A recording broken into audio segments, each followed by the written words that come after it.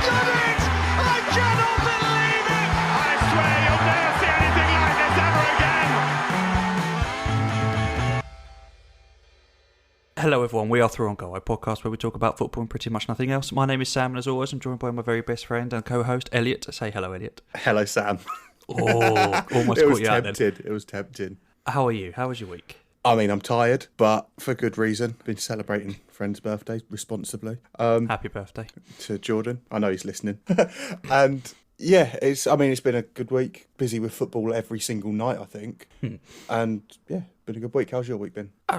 My week's just a week. Same as. Just a week, yeah. Yeah.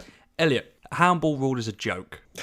It's an absolute farce. Absolute joke. No, there's no intro here. There's no, let's start with it. No, it's one of the worst things that's ever come into football in a long, long time. Let me read you something very quickly. Okay. Should have had this prepared.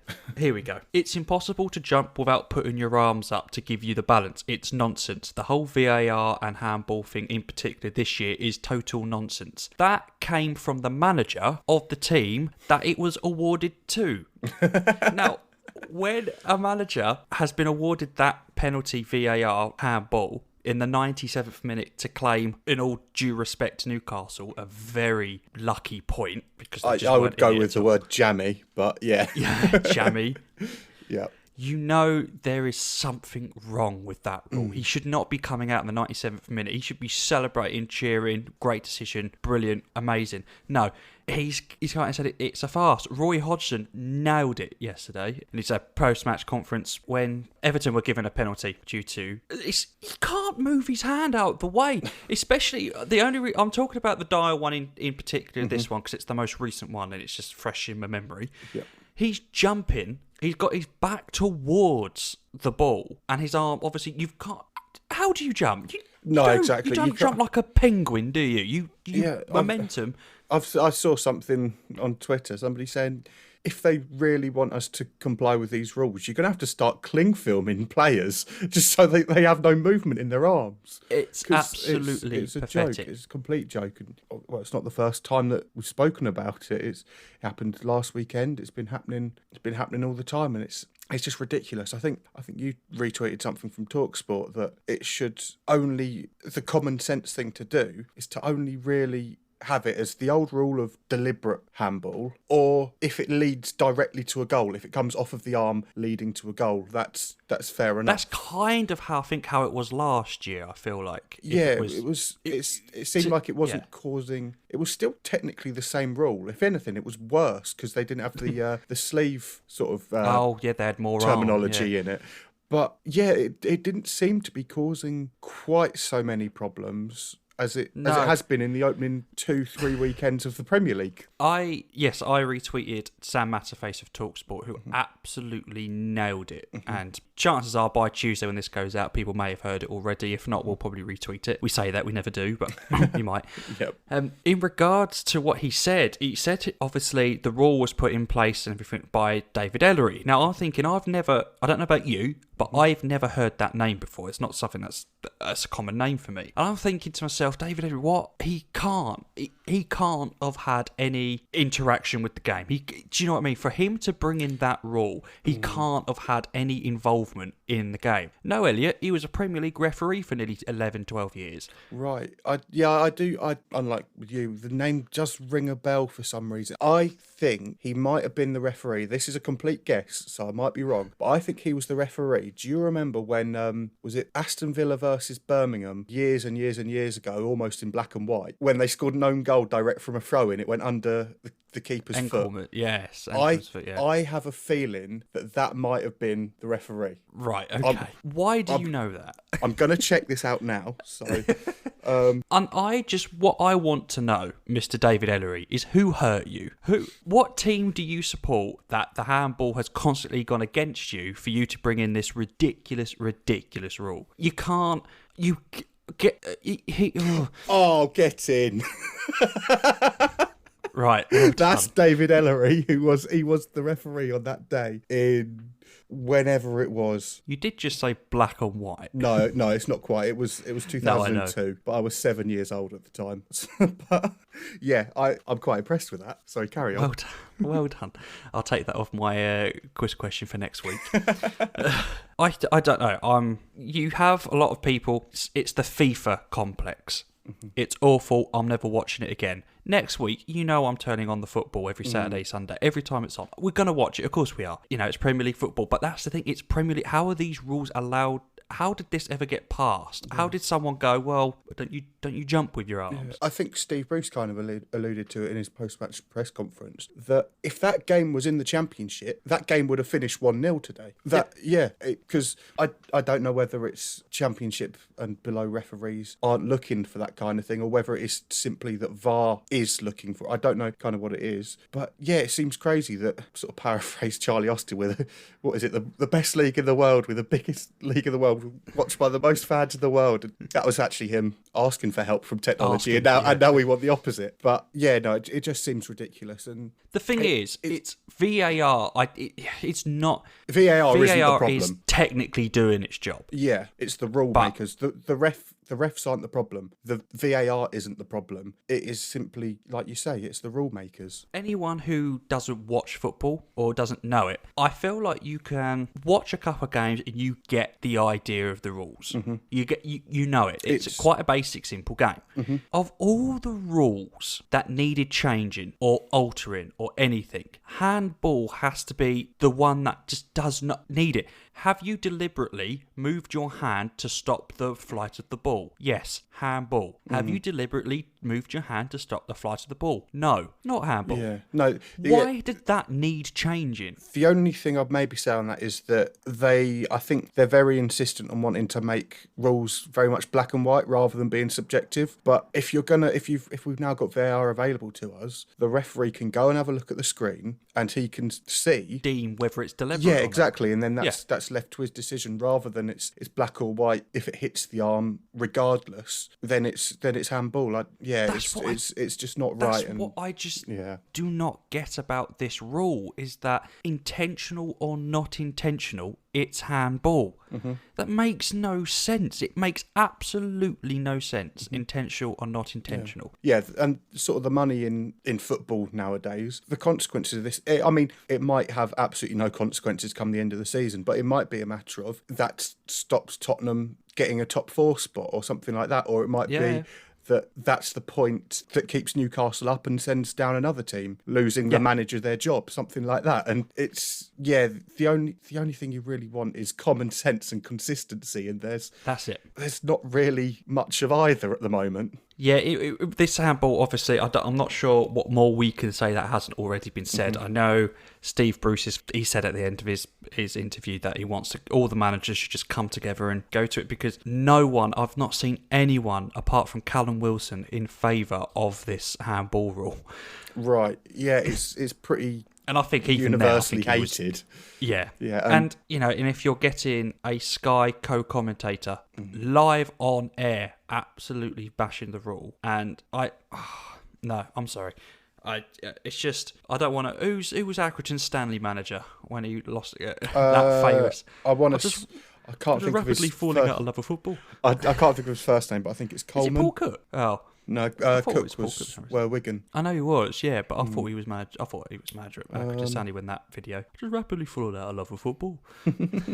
Elliot, Manchester United love penalties. It's no secret. Yeah. They love a good pen. Mm-hmm. You know how we love a good stat? They love a good pen. Yes. Getting a penalty after the final whistle was gone, that's new. Even for United, that's new. No, that is, I mean, Fergie would be proud, wouldn't he? But, I was watching the game, and honestly, what a game it was. Ended 3-2. They play each other during the week as well. I hope it's as good a game as it was at the weekend. But that is an absolute first for me, that seeing a penalty be given after full time. And I have seen some people kind of arguing if the ref's blown his whistle for full time, that should be it, whatever. But the argument there is that if he's managing the game, that actually took place during the game. So yes, I've also seen that, but you've got to think, when is VAR checking that to the final whistle? And I know it wasn't too far of a gap between that header in and then it went out and the referee blew his whistle. Yeah. But in that time where he headed it to the final whistle, they could have risen saying, "Oh, VAR check on this," and obviously it hasn't got through to the referee just yet. He's blown his whistle. It got through to the ref. I don't know. I don't know the difference. But yeah, I mean, that was. I know we've spent the last however long really sort of moaning about the handball rule, but I think that was one of the more blatant ones. It's stupid. There was no really argument with that one, is it? His arms straight out, and it's. I mean, you've got to mention as well, as it is a penalty, Neil Maupay's penalty. I'm not sure if you've seen it. Of course I've seen it. He's got the cojones to try that against De Gea, to quote Troy Deeney, to go 1-0. Yeah. But it's cracking penalty.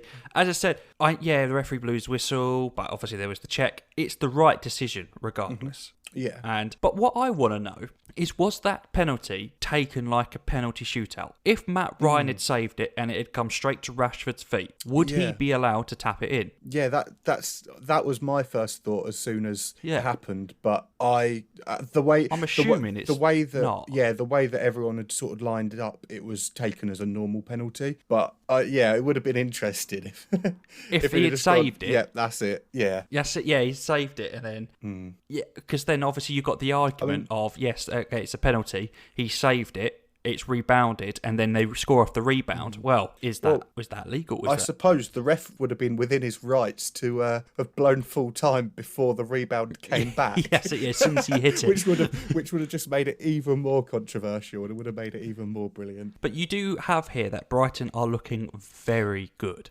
Yes, so I think they're really starting to build something, and I can see that. I'm not sure who the owners are there, but it looks that their ambition is beyond 17th every season, which it is for a lot of teams, just staying in the league. Yeah, because they're building a very good young team. Obviously, we all know Matty Ryan's a very capable goalkeeper. Oh yeah. I mean, the name that's been shouted about so much recently is Lamperty, right wing back, right back, whatever. Brilliant. He's fantastic. He's got every attribute really, and he's so fast. And then obviously in a back three, they've got Dunk, who he's slightly older, but he's not experience. Old. He's exactly bit of experience. Then they've got, I think it's Adam Webster, another very good underrated defender, and then probably most or very well known as well from time at Leeds, Ben White, another very capable defender. Then obviously they brought in summer a bit of experience in Adam Lallana, and Maupay loves a goal. Capable, They're looking a very good team, and I think it is too early to say they can be trying to break into that top 6, top 7, aiming for a Europa League spot. But stranger things have happened. Burnley have got in the Europa League recently. Yeah. And they could be an outside shout of that, if not this season, the next few seasons down the line. Because if they can keep the likes of White and Lamperty and build on what they've already got, they could be a big prospect in the coming years. I noticed it last season that I know they didn't do amazing last season, but they were playing quite nice attacking football at times. And Graham Potter had that kind of, when he was at Swansea, he can't even make that style. So, it's far too early to tell whether they will reach the heights. I think aiming for middle to top half to top half of the bottom half, it's a good start. If they can do that, then absolutely they could push on. I said that Lamperty is an absolute steal. Absolute steal. I know that. So Graham Potter, it shows that the owners have the same ambition, and that I can't remember which club it was. Manager got sacked a little while back, and it wasn't when there were talks when Dean Smith might have been getting sacked from Villa. There was talks of them wanting Graham Potter, and as soon as any rumours sort of came up about another club wants him, I think it was a 6-year deal that they signed him on, something like that. It was a very long term deal, and it's obviously a project, and they're looking to the future, and I think it won't be too long before Gareth Southgate's calling on the Brighton players. No, definitely, I agree with that. Man City don't concede many goals. Not normally. I mean, before oil money came in, they were conceding goals for fun against Middlesbrough. Loved it. That classic one. Yeah. And not only did they concede 5 at home, it was to Leicester. No disrespect to Leicester, but you know what? They're losing 5-2 to Leicester. Jamie Vardy just... Oh, fantastic brilliant, second goal. And there's two penalties, yeah. Very good penalty taker, second goal. He had, I think, 21 touches and 3 shots on target. 2 of them were penalties, and one of them was the flick. Exactly. It was like... what do you need to do? What more do you need to do? It was like the West Brom game to start the season. He had 2 touches in the box all game, and there were 2 penalties from which he scored them both. I understand, and it was quite echoed, to be honest. I can't remember who said it. It might have been Darren Bent, I think, in the international break, that Danny Ings has the season of his life. And I don't think he came on for England in the Nations League. It was always Kane. Now, Kane is England's best striker. He is. Especially recently that he's not just striker, he provides us another assist today for Lucas at the back post. But there was no usage. I don't think they really used Ings. And if Vardy does come out of international retirement, is he going to play? And I think that's why he probably looked to retire, because Danny Ings is 1 goal off the Premier League top any other league in the world. If you're top scorer of your national league, you're getting in the international team, and you're starting some games and scoring some goals. England don't do that. They just stick with. Pickford's a prime example. Yes, I know he does well for England, and that's fair enough. But his record for his club it's not good enough to be England's number 1. Nick Pope, there's better alternatives, isn't there? Exactly. Yeah. Nick Pope was 1 clean sheet off the Golden Glove, and he didn't even get a sniff. Dean Henderson had one of the seasons of his career, to the point where he's challenging David De Gea for the Manchester United number 1. Not even a sniff. Didn't even get looked at, and it's frustrating. It's frustrating because I messaged you earlier, didn't I? I was like, Vardy, Kane, Ings, Calvert-Lewin, Ali, Sterling, Sancho, Rashford, Greenwood. These players are world class. The attacking options we have are unbelievable, yeah. And if we can find a formation, find a system that gels, and we can get some of them fitting in and playing well, there is absolutely no reason why we shouldn't be within a shout of getting a major trophy. But as you said, there was tactics. It's just... What I think frustrated the entire country during that incredible summer of 2018 is so many times, every time we'd go 1 goal up and we'd just sit on it, and the best form of defence is attack. I mean, that's not the common phrase. It's normally the other way around. But yeah, it's like if you go out, so we were getting first goal sort of relatively easy at times, and then sitting back, and it becomes a really nervy game. But if you can go and get that second goal and put it to bed, then that's got to be so much easier for everyone. But yeah, I can see why he wants to protect what he's got. But yeah, I think you've got to be a little bit more sort of offensive with it. But no, Leicester looked very, very good. It said 20 minutes in, it was all Man City. I think Vardy was playing a CDM at times. It was all Man City. Mahrez, I think it was his weak foot, wasn't it? It was his weak foot, and he's just arrowed it into the top corner. What a cracking finish. But they stuck to Rodgers' tactics, and it's paid off in the end. And 3 separate defenders giving away literally the exact same penalty. Just they were always behind the player, couldn't get in front. Why? Just let lazy them. Yeah. Defending. Yeah. So very naive defending there. But Mikel Arteta has won more games as Arsenal manager since he's left than Pep Guardiola has for Man City. Oh, wow. We love a good stat, and that was worth mentioning. That is a good stat. But yeah, talking of Leicester, so at the moment, before Monday's games, we don't know the result of them, so there is the possibility that Liverpool or Arsenal could be 100%, still have their 100% record. At the moment, it's a title race between Everton and Leicester. And I think it's very good to see kind of how Leicester have improved as a club since the miracle of winning the league a few years ago, because they could have very easily, and I'm sure there's a few clubs that if it had happened to them, they would have just gone and blown the doors off, and they would have tried to sign all these superstars, megastars, and it would have probably just ended in tears. Like I'm thinking if West Ham had that, they would have gone and tried to sign all the best players in the world, and it wouldn't have ended well. But Leicester, they knew it was a bit of a one-off, so they used that invested smartly, didn't they? Yeah, they used that sort of status to make sure that they were going to be an established Premier League team. Credit to the owner on that as well. Because the biggest sort of notable signing they made in that transfer window after was Wilfred Ndidi from Genk, and at the time, you're thinking like these are just won the Premier League. Surely they can do better. But you fast forward it a few years, and he's probably top 5 defensive mids in the league. Yeah, brilliant. He's still very young. And then obviously the summer after, they went and signed Harry Maguire and sold him for an enormous profit. And it's just very smart, and they've got the right approach, and it's very sensible. We have slept on Everton a little bit though with our predictions. We did not take into account they generally have a world-class manager, and they've signed some brilliant players. This is the overhaul of the midfield, isn't it? That's really worked for them. And Calvert-Lewin is working. Yeah. Because before Ancelotti came in, I just thought he was another one of these sort of bang average strikers. They'll get you 4 goals a season, something like that. I know what you mean, yeah. But he's scoring goals for fun at the moment, and he's very good with his head. And the confidence, and you can tell that Ancelotti has he's got so much confidence in him. He's obviously playing off that. Him and Richarlison are proving to be quite deadly. And could they win a trophy this season? I'm not saying they're going to do, the league, but I still think they could qualify for Europe, and a domestic cup is definitely within their reach. Yeah, I mean, they've got West Ham midweek in the League Cup. Beat Fleetwood in the last round, which, going back to an earlier point of yours, it was a bit dodgy from Jordan Pickford. But But I can see maybe they'll try, and their priorities will be to try and have a bit of a cup run in one of the cups, and maybe try and pinch a European space.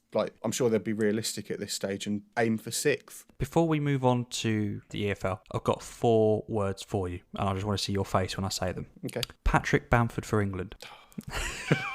Do you know what he's done? He's listened to Through on Goal every Tuesday, and while he's telling his friends about us, he's going, this guy, I'm going to prove him wrong. I'm going to spite him. I'm going to absolutely spite him. And he has. He scored 3 and 3 for Leeds in the Premier League, by the way, Elliot. Premier League. Yeah, no, I was watching the end of the Sheffield United Leeds match this afternoon, and to be fair to it, I don't like praising him at all. This hurts me to say, but it was a very good header. It was just one of those, you hit it back from where it's come and you've beaten the keeper. It's definitely a game of 2 keepers, though. Did you watch any of it? I saw some of it throughout the game, and I saw Meslier made a few very good saves. And again, going with our theme of not being very good at predicting anything, I had him as the weak link in the team, somebody who they needed to replace when we went through the recommended transfers. I mean, he's still, he is a weak link. I don't care how many goals he scores, but I'm really trying hard not to let my biases come out. But as soon as you bring up Patrick Bamford, that sort of mask, that's come down.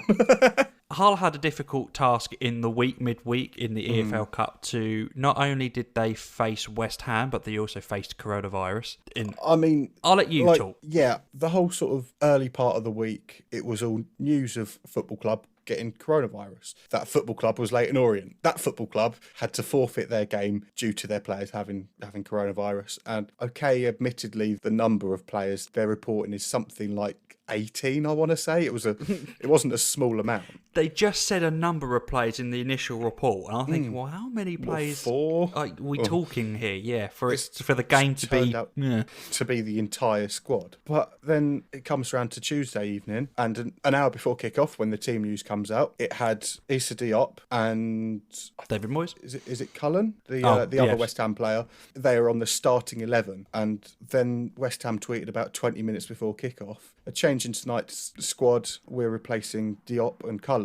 And people are like, why? Okay, so who have we sold them to? And it's like, no. Came out during the game. They put out a statement just before half-time saying that we've had 3 members of staff who have tested positive. And how has the game gone on? Because we've got, our striker who was playing on Tuesday night, Josh McGuinness, said something when there was talk of football coming back post-lockdown, that he's asthmatic and he's worried because that puts him in a risk group. And he's sharing a pitch with people who've shared a dressing room with players who have COVID, and it's literally came into the stadium with COVID. And it just seems crazy that the game went ahead. And also, another sort of strange story linking to that is that Hull City were offered free testing from West Ham, to which we turned it down. Like, I wonder if there's things that people don't want getting out or anything, because the protocol now, I believe, in the Football League is to only test when people are showing symptoms. Right. It's not how it was when it came back post-lockdown, where they were testing twice a week. Every week, yeah. Exactly, on every player and members and staff, whatever it's. So I wonder sort of how many clubs kind of have it lying about without them knowing. That's it. No, yeah, I agree with what you said there. It's not. I don't. It's you shouldn't go ahead, and you're worried that the EFL have kind of just gone, well, if you don't go ahead, you need to go ahead, otherwise you'll lose this amount of money. I don't know. It's all hearsay, but you shouldn't have to, potentially risk your life for a football game. I know old Neil Warnock, is a big believer in what you've got to do to get 3 points, but no, if you're asthmatic and there's a chance that there's COVID lying about, you can't risk that. It's not worth the risk for a game we were going to probably lose anyway, and we did. Getting back to the game, we lost quite convincingly in the end. It was 5-1. We just didn't really show up, and there's obviously I would have liked to see us go through. I want to see us win every game we can, but I'm not losing any sleep over it, because our main focus is to get out of League One and bounce back at the weekend though. Yeah, another convincing win, 2-0 against Northampton, and Northampton are a traditional third-tier team. The ball spends more time in the air than it does on the ground, and Tony Pulis ball. Yeah, exactly. But we've come up against a few different play styles in the games from the start of the season, and we've coped with all of them, and we're still yet to concede a goal in the league. Yeah, and I've noticed that. Yeah, so we've had Matt Ingram's now had 4 clean sheets from his 5 games this season in all competitions, with the 1 goal he conceded was against Premier League team Leeds in the 92nd minute, and he's won us 2 penalty shootouts as well. So that number 1 shirt is definitely his to lose, because George Long's now back fit, and I don't really want him playing as long as we've got Matt Ingram fit and raring to go, because he's looking to be the much better pick at the moment. Gillingham lost 1-0 to Stoke. It was always going to be a tough test, because Stoke don't seem to be doing too. They've started. I mean, they've won 1, lost 1, drawn 1 in the Championship. So for Stoke, that's in the past couple of seasons. That's actually a decent start. Yeah. Bounce back. Well, first off, Dominic Samuel signs for Gillingham, which is a stupid signing. Absolutely ridiculous how we've managed to pull that off. I don't know. We talked about this near the beginning of this. Well, I think it was just a bit before the beginning of the season, about the wage cap in League 1 and 2. And I think it's really helped Gillingham, really helped them, because we've signed some real quality players. Carl Dempsey, Oliver up front, Jordan Graham, Dominic Samuel's come in. And you've got to think, I love my club, but we're not exactly a strong pool wage-wise. We're not. So a lot of those players may have gone to clubs that would have offered them a little bit more money. Gillingham could offer you this, but if there's a level playing field, it's purely based on what game time you're going to be offered and what we've got to offer you, our future. And a lot of players are joining Gillingham based on that philosophy that Steve Evans seems to be putting in place. And I've got to say, credit to the chairman as well. He's getting the deals done. It seems to be working. And what does he do at the weekend? Dominic Samuel marks his second debut for Gillingham by scoring 2 quality goals. I don't want to get ahead of myself, but I think we're going to win the league. That can't be possible, because you can't win the league as well as us. I do. I remember when we did our predictions, I was a bit naive when it came to Hull. Hull are too good for League 1. I don't care who their manager is. Yeah, I think Hull are going to just win. I think Hull are going to win the league after these first. I know it's only 3 games in, but if you look at it, I probably should have. I predict my predictions for those who haven't listened. If you haven't, go back and listen. I predicted Gillingham to win the playoffs over Hull. So it's not a bad shout to predict Gillingham to win the playoffs. It was just the disregarding of Hull City. But I think the biggest thing for us is we haven't. I mean, we played Sunderland in the cup, but we haven't played with respect one of any of the bigger teams in the league. Yeah, and I mean Lincoln are doing well as well. But we got Fleetwood. I mean, you played Gillingham. To be fair. The second biggest team in the league. But yeah, I mean, we've got Fleetwood away in a couple of weeks, which it's tough, but then Rochdale, Wimbledon, and then we got Peterborough. And that's the kind of game that you base your season on. That's what you kind of got to have as a bit of a yardstick. And yeah, I mean, I remember after watching the Gillingham game with you, the next 3 games were against 3 promoted clubs. And I said to you, like, there's no reason why we can't be on 12 points from 4 games. And we're 1 win from that at home to Plymouth next week, away from getting that. Yeah. And it does feel like there is a little bit There's of no midweek, positivity. obviously, there's no midweek game now, so you Yeah, don't have to so worry. But yeah, you get that bit of extra recovery in the legs, and yeah, it just seems a little bit positive at the moment, which is really strange as a Hull City fan. It's just annoying that it's taken getting relegated to the 3rd tier for there to be some positivity. But yeah, on the theme of us not predicting things very well, I say us. That one was on the theme of me not predicting things. But let's go to you, Elliot. Nottingham Forest are not very good. No, what is it? 3 losses from 3 games. They lost That's to Huddersfield on, I think it was Friday night. Fraser Campbell doing his best Dean Windass impression. There is another East Midlands club that's not doing as well. I can't quite put my finger on it, though. Are you wearing their shirt? There. Oh, no, you're wearing Gil's shirt. I thought you were wearing Derby shirt. I just saw black and white.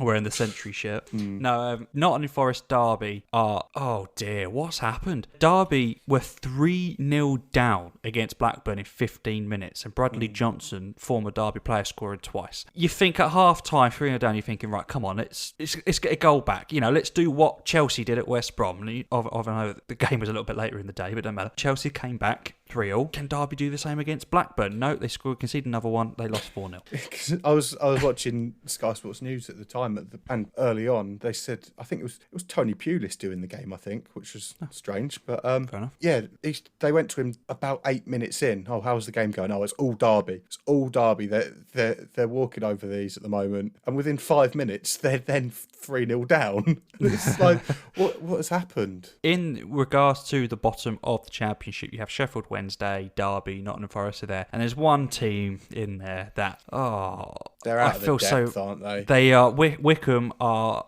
It's a fairy tale story, and I think it's brilliant. And seeing Wickham in the Championship is still something I never thought I'd see for years and years. But they're definitely straight back down.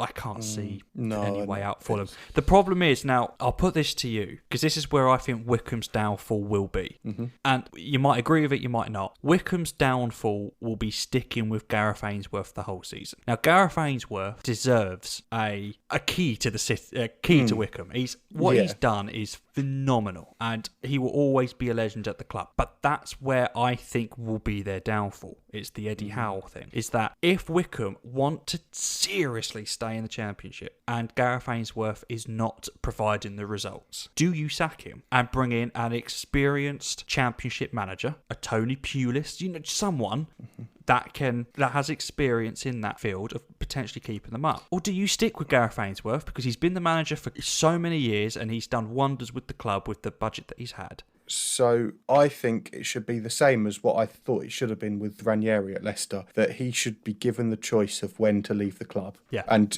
that's how it ended up with Eddie Howe. He was given the choice of when he wanted to leave. And I feel like that's what they should do with Ainsworth, because absolutely he deserves to be in charge. And I don't know that changing to someone like you say Tony Pulis, I don't know that changing to someone like that would be a good thing, because it's a very sort of very upbeat, close. It's a very sort of upbeat sort of family feel to the dressing room by the sound of things. And I don't know those that you really players want to upset that dressing room. Those players play for Gareth Ainsworth, and you can tell that. You can really tell that.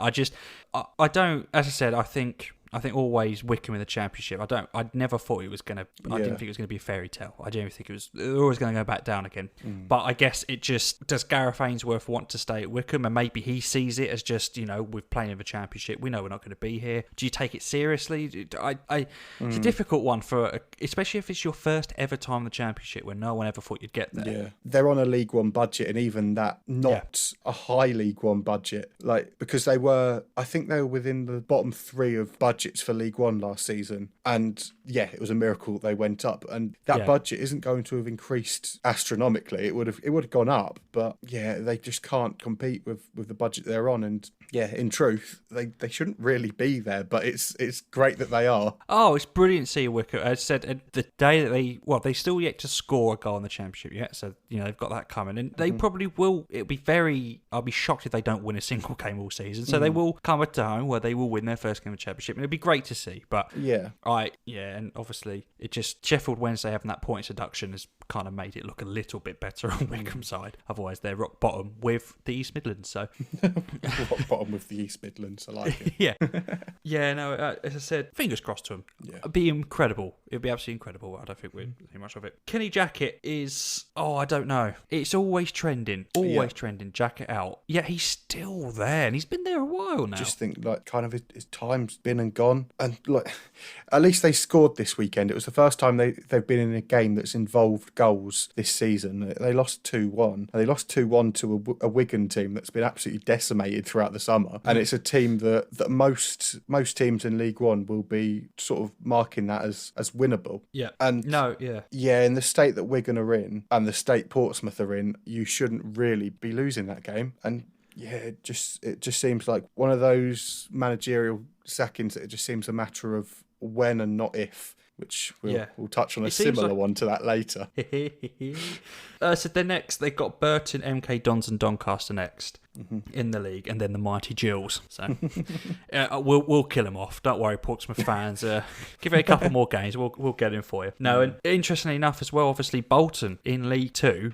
I think we both went for them to go back up. Yeah, maybe even as winning the title. And they've yet to score a goal, and they've yet to win a game yet. What's happening there? No, I know. You'd think that with sort of their problems behind them now, it would be a bit more positive. But yeah, they're still without a point. And are they without a point? Yeah. They're still without a point, and it's only Grimsby and Southend that are keeping them out of the relegation zone at the moment. Even Southend have scored a goal. And this is a team that's been playing Champions League games. Was it Champions League or Europa League? Arsenal hated them. Oh, Ivan Campo and Jussi Jääskeläinen. Yeah, and Kevin Davis. Piero as well. They had some cracking players. JJ Okocha.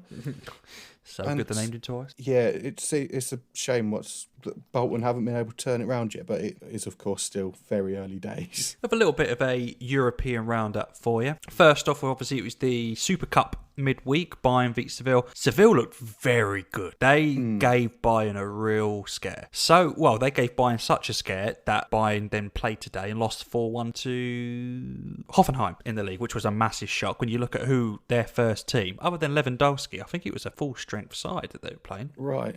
But no, Seville looked dangerous. They looked very good. They could be that kind of Ajax, maybe Lyon in the Champions League this season, or they'll win the Europa League. Yeah, third in the playoffs and then win the Europa League. But it was a good game, very good game. But yeah, it was one for the keepers, it was one for Manuel Neuer. Well, yeah. He looked to almost be back to his best for, was it Wednesday night? Yeah, very, very good game. He was looking very good. Notably that 1-on-1 with El Yunusi. I think is it El Yunusi or something like that? El Yunusi plays for Celtic. Oh, okay. Well, El something.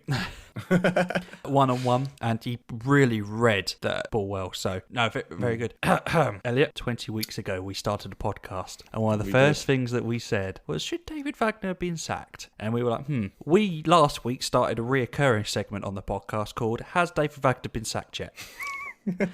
It's been a week later. Let's get the bunting out. Let's get the party poppers going. David Wagner's been sacked. We could stop talking about it now. I haven't celebrated a sacking that much since we sacked Mike Phelan and brought in Marco Silva. He's finally gone. I don't know why it's taken so long for that to happen, but yeah, their board owners, whatever, must have the patience of a saint. Honestly, what were they waiting for? I don't get it. What? No, exactly, and cause it just didn't seem like anything was improving. And yeah, I mean, it's only Jesus Christ.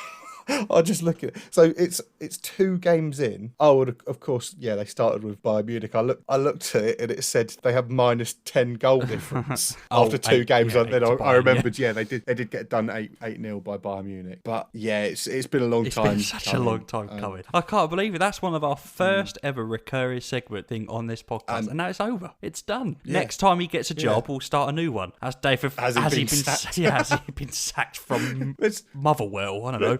Just if you've gone from so going from Schalke to Motherwell, I like it. But just in case you're listening, David, there is no hard feelings. Oh, no hard It's feelings just, at all. It's just you've lost a lot of games. Yeah, you've lost a lot of games, but you gave us something to talk about. So thank you very much for when there wasn't a lot to talk about. When we first started, it was simply just, has David Wagner been sacked yet? And how many people have got COVID? That was it. How are we still going? How did we? It was. How did we get through those 4 or 5 weeks at the beginning?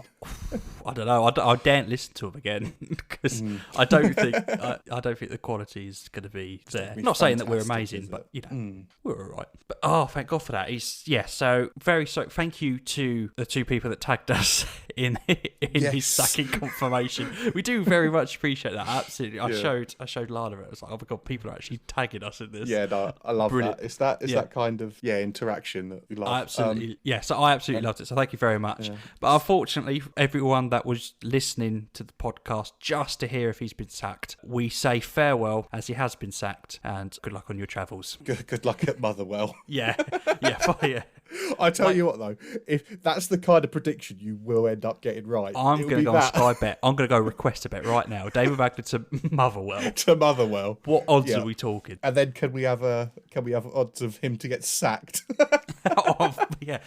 So I wanted to quickly mention as well that obviously Luis Suarez completed his transfer to Atletico Madrid, and on his debut today he scored 2 goals. So wasn't it all of £6 million or something like that? It was ridiculous. Something stupid because Vidal went for under $1 million, and I think Rakitic went for 1.5. Went for 1.5. Yeah, and like what's happening? Are they that desperate to get him off the books? I mean, Luis Suarez is a capable striker, as he showed in La Liga. He's their third. He's Barcelona's 3rd highest goal scorer of all time, I think. Wow. So that's not what I brought it up for. No. Did you see Messi's Instagram post? Yeah. Just basically slating the board. Yeah, basically saying, you deserve to send off, but I'm not surprised how they've done it. You're thinking, okay. So that is the Spanish equivalent of the Mark Noble tweet when Dean Garner got sold. Yeah, yes, that's correct. Also, very quickly, we love a good stat. I completely forgot about this stat to end the Euro roundup. It's got nothing to do with the Euro roundup that we do, but Phil Foden in midweek became the first footballer to be fined in Iceland and to score in a ground next to an Asda. Where was it? Was it Crystal Palace? No, they played Bournemouth, didn't they? No, they played Bournemouth at the Etihad, but I think it was a game at the weekend. We were on this when it was on, I think.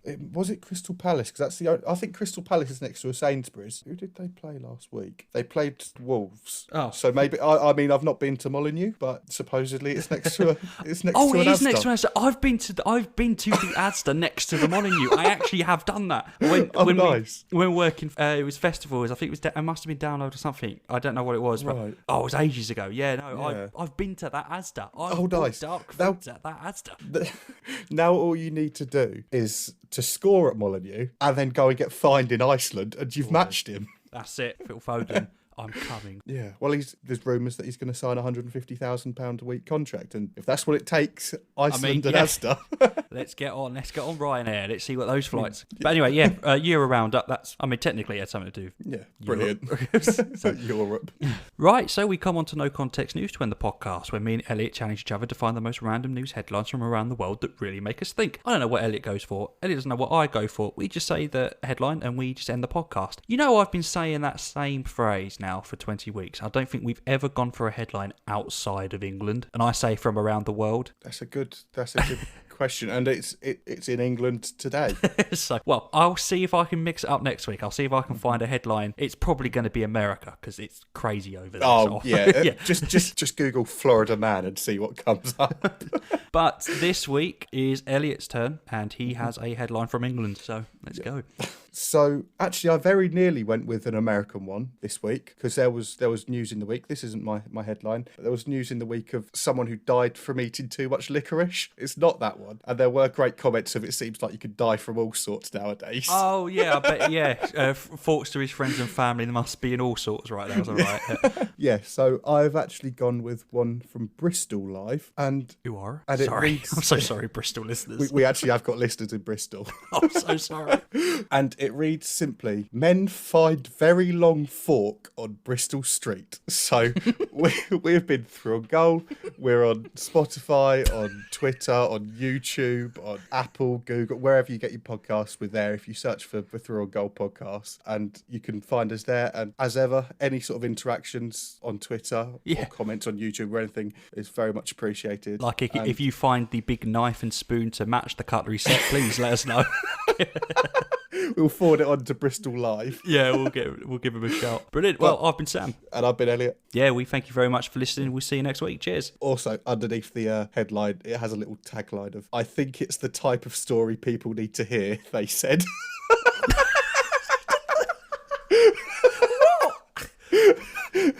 Well, I'm glad I did. Thank you very much. But it's just one of these plastic forks, you get from a takeaway. Yeah. And it's been, I'm not sure whether it's sellotaped or nailed or whatever, to a long bit of wood. So it's not actually a big fork. It's just No, it's a fork on a long bit of wood. It's like Trigger's broom, isn't it? Like Yeah.